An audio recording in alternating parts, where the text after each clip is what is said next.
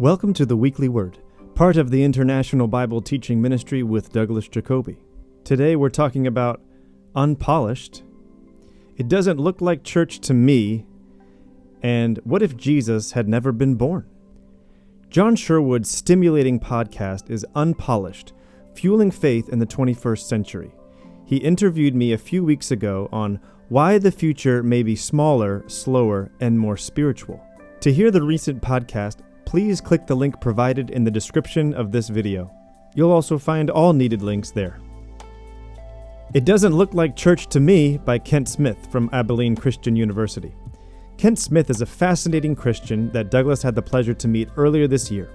Kent is especially qualified to speak about the relational aspects of house churches, as well as a researcher with hard data supporting the fact that on any given Sunday, only 15% of Americans are in church, not 42% as widely misreported. Wherever we turn these days, it seems that we hear about new forms of church: emerging churches, missional churches, house churches, organic churches, new monastics.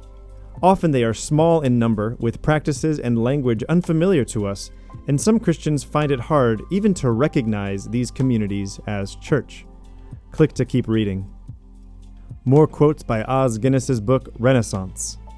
The West owes a vast debt to the Greeks, the Romans, and the Jews. Among the gifts we owe to the first are our philosophy, our science, our political understanding, our drama, and our sculpture. Among the gifts we owe to the second are our understanding of the art of power, government, law, order, and the importance of such communications as roads and such conveniences as warm baths and central heating. And among the gifts we owe to the third are our belief in human dignity and freedom, our sense of history and human agency, our high valuation of ethics and responsibility, and the strength of our millennia-long commitment to heterosexual marriage and the primacy of family as the bedrock of society. What if Jesus had never been born? More specifically, what are the distinctive features of the West that are the direct gifts of the Christian faith?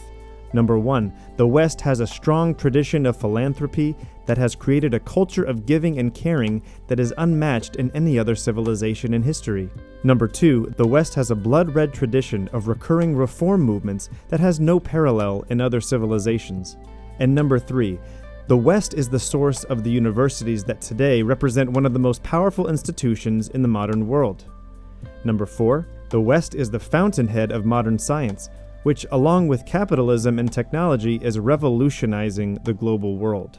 And number 5, the West is the pioneer and champion of human dignity and the entire human rights revolution, all of which owes its origin to the Jewish and Christian understanding of men and women made in the image of God.